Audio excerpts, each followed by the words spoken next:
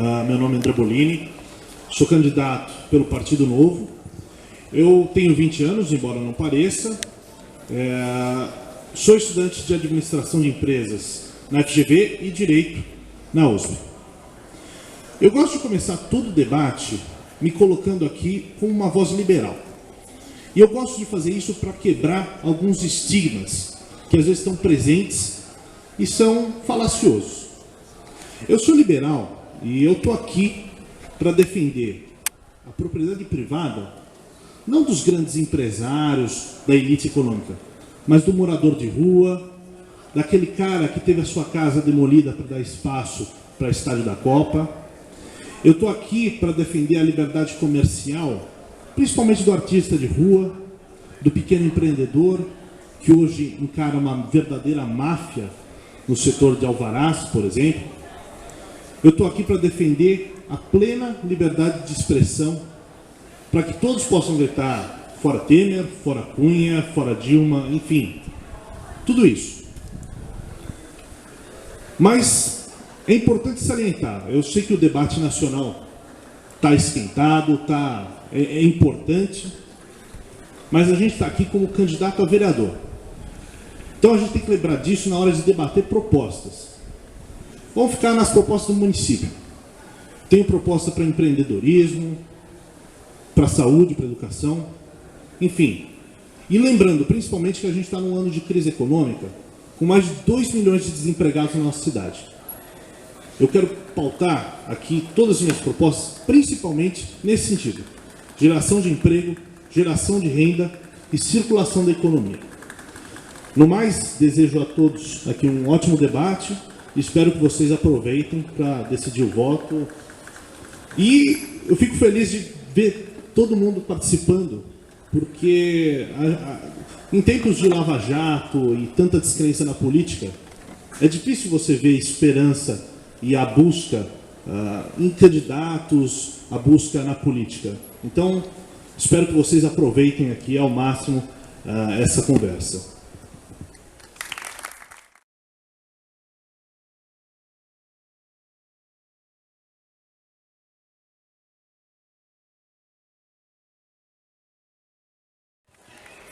Bom, tem um projeto sendo discutido em vários estados do Brasil que se chama Escola Sem Partido. E eu queria saber qual que é a sua opinião sobre isso e como você pretende atuar caso esse tema chegue à Câmara aqui de São Paulo.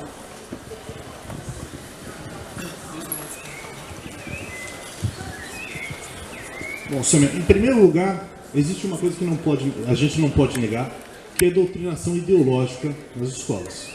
Isso é fato. Inclusive, num debate na São Francisco com uma candidata do seu partido, eu senti isso quando a Isa Pena disse que liberais eram a favor da repressão policial. Acho que ela nunca conheceu o histórico do liberalismo. Esse é o problema. Agora, eu, particularmente, não acredito em canetadas ou decretos para resolver problemas. Eu sou a favor do movimento Escola Sem Partido. A gente tem que realmente combater a doutrinação ideológica e partidária nas escolas. Agora, eu não acredito na lei do Escola Sem Partido. Como que eu vejo a solução para isso? Eu acredito muito mais na flexibilização da grade curricular. Hoje nós temos um problema de ver, por exemplo, livros do MEC que contém aquela figura clássica, capitalismo e socialismo. O socialismo ali é o lugar com nuvens, o paraíso, o capitalismo é a maldição. Eu acho que os venezuelanos mostram que não é bem assim, né? 87% deles não tem renda para comprar mais de uma refeição por dia hoje. Então, eu acredito sim no combate à doutrinação, mas não pela via legal, não por decretos. Quem acredita em decreto que se pode mudar a economia com um planejamento central por leis, normalmente é o pessoal do seu partido. 1 minuto para réplica. Bem, eu acho que o projeto de Escola Sem Partido é uma das maiores aberrações criadas dos últimos tempos. não tem nenhum fundamento pedagógico, não foi construído, discutido com os professores, com os alunos, na academia, ou seja, por exemplo, aqui na Faculdade de Educação da Universidade de São Paulo, se você falar em escola sem partido, as pessoas vão sair correndo, porque isso é uma aberração pedagógica. Porque significa que os alunos e os professores não podem se formar de forma reflexiva enquanto indivíduos. E mesmo do ponto de vista da aplicabilidade, é impossível você garantir que dentro da sala de aula você não debata os temas da sociedade. De que modo você vai garantir isso? Colocando um policial militar para vigiar o que o professor, ou que o estudante, ou o que está escrito no livro ou na apostila? Ele é muito bizarro. E eu acho que se de fato você discorda do projeto, aliás, se você concorda com a ideologia do projeto Escola Sem Partido, com todo respeito, você não devia estar participando de um debate como esse, que isso aqui é completamente escola com partido. Isso aqui é fazer estudantes de uma universidade pública refletirem e debaterem temas da sociedade. Então, acho que você podia ser um pouco coerente.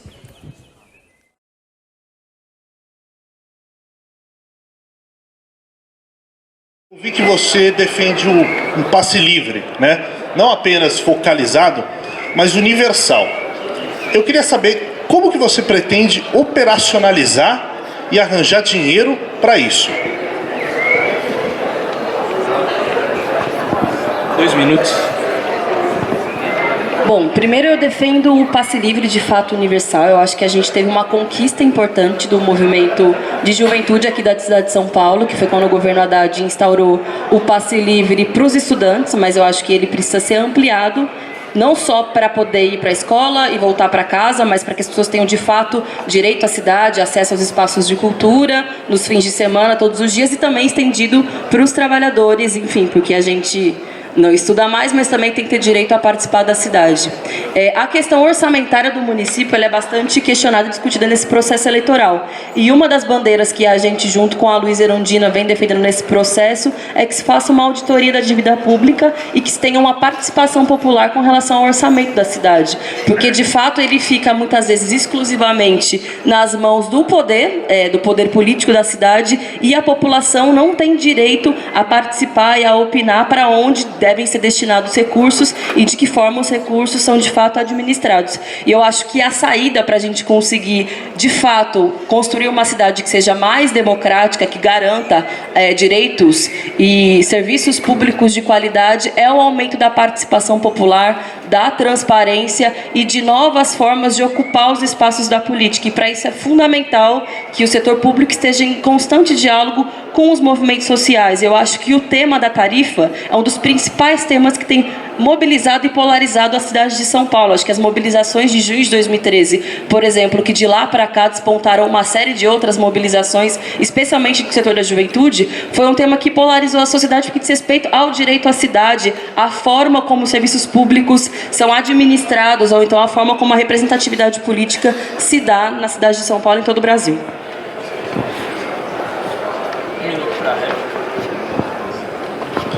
Sam, eu acho muito bonitas as suas palavras, mas a gente tem que lembrar que de boas intenções o Congresso Nacional está cheio, né? Engraçado que você não mencionou uma vez um número. Essa discussão, ela é orçamentária, é muito séria. Hoje, o município de São Paulo dá em subsídios para o transporte 2 bilhões de reais. Nosso orçamento é de 54. Se a gente... O cálculo é o seguinte, mais ou menos, a passagem custa R$5 e o setor público subsidia R$1,20. Se a gente subsidiasse a passagem inteira para todos, essa cifra pularia mais ou menos para 8 bilhões. Só que considerando que a demanda tende a crescer, como o passe livre é custo zero, é de 12 bilhões. Eu queria saber, dinheiro público dá em árvore?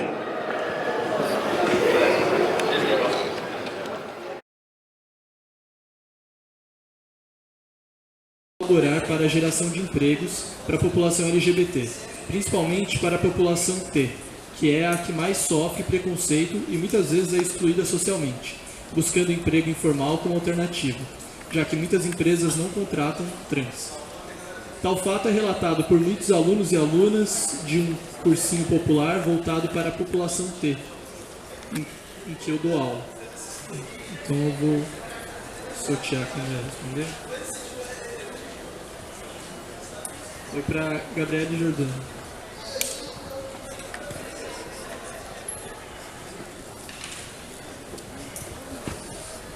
Bom, agradeço a pergunta.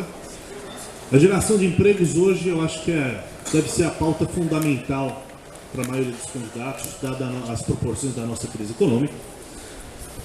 A geração de empregos para a população LGBT em especial deve ser vista, ao meu ver, principalmente sobre a perspectiva da liberdade econômica para o pequeno empreendedor, para o microempresário, aquele cara que está começando do zero.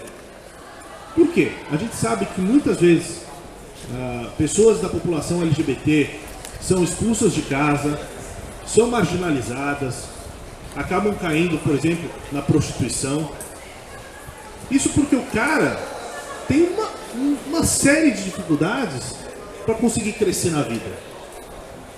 E eu defendo aqui o empreendedorismo como forma de desenvolvimento pessoal, econômico, individual, porque a gente vê o desenvolvimento das pessoas quando o governo deixa elas trabalharem, né? Você vê, eu gosto muito de feiras populares, tanto de comida, artesanato. A gente estava na Praça da República comendo yakisoba. Tinha muita gente lá que dá um sinal, o pessoal começa a correr da polícia. Ou seja, a pessoa é criminalizada por trabalhar. E populações como a população LGBT, que já tem uma dificuldade grande na vida, quando confrontadas com uma realidade em que o governo impõe cada vez mais restrições, são cada vez mais marginalizadas. Então eu defendo a concessão de alvará automática, eu defendo a não criminalização do trabalhador ambulante, dito comerciante ambulante, em feirinhas, enfim, tudo isso contribui para a geração de emprego e, simultaneamente, também para a segurança, porque quem está empreendendo, quem está em praça com feira, está no movimento, está com pessoas e não está à mercê de um bandido.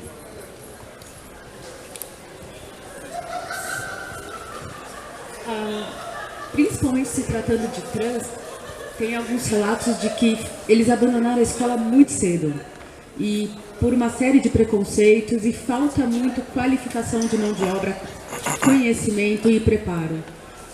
O passo inicial, sem dúvida, tem que ser essa qualificação, né? Esse preparo para a atividade econômica, esse conhecimento das habilidades, aptidões dessas pessoas e então reinseri-las no mercado de trabalho de acordo com as suas aptidões, ou com empreendedorismo, ou com empresas parceiras, ou com ONGs, mas sem esse apoio principal de qualificação, de conhecimento, de estudo, eles não vão conseguir trabalhar e não vão conseguir se manter em nenhum trabalho, e nem uma estrutura, mesmo que seja de empreendedor próprio, né? Porque isso falta. E isso eu vejo, conversando com muitos, a principal característica é que eles não terminaram nem o ensino fundamental, nem o ensino médio, e precisa disso para qualquer atividade econômica hoje. Eu acho que qualificação é o ponto principal, e depois colocá-los, ser inseridos através de parceria, mercado de trabalho, é isso.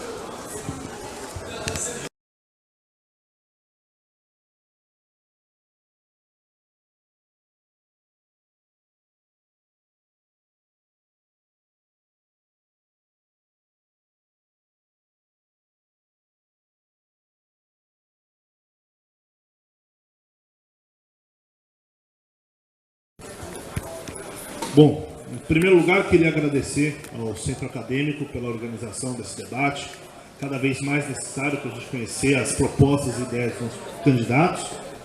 Queria agradecer a todos que estão aqui, participaram dessa discussão, os candidatos, especialmente a plateia, que ficou até esse horário. Convido todos vocês a conhecer minha página. Meu nome é André Bolini. Vou ficar aqui um pouco para a gente conversar, quem quiser trocar uma ideia. E eu queria terminar esse debate reafirmando o meu compromisso aqui como candidato e potencialmente vereador para com o dinheiro público, que aliás é o dinheiro do pagador de impostos. Fazer política de um jeito diferente não é só no discurso, é também na prática. A gente tem que ter mais respeito com essa moedinha aqui. Esse R$1 que cada trabalhador paga em imposto que deixa de comprar carne para comprar ovo, que deixa de pagar escola particular para pagar a verba de gabinete, para pagar carro oficial. Eu não me contento só com o discurso. Foi por isso que eu escolhi o Novo como um partido para me candidatar. No Novo eu assinei um compromisso, em termos de compromisso partidário, de que vou reduzir minha verba em 50%, a verba do gabinete. Não vou usar carro oficial. A gente não faz campanha com dinheiro público do fundo partidário. Enfim, para mim, nova política é isso. Sair do discurso, é ir para a prática. Eu me coloco aqui mais uma vez também como um defensor do pequeno empreendedor, do microempresário, de todo mundo que faz a nossa economia circular, dos 2 milhões de desempregados hoje na nossa cidade, que lutam para trabalhar, para sobreviver na nossa cidade. Enfim, quero reafirmar meu compromisso com tudo isso, me disponho a conversar com todo mundo que quiser aqui conhecer um pouquinho mais da nossa candidatura. Agradeço mais uma vez. É isso aí.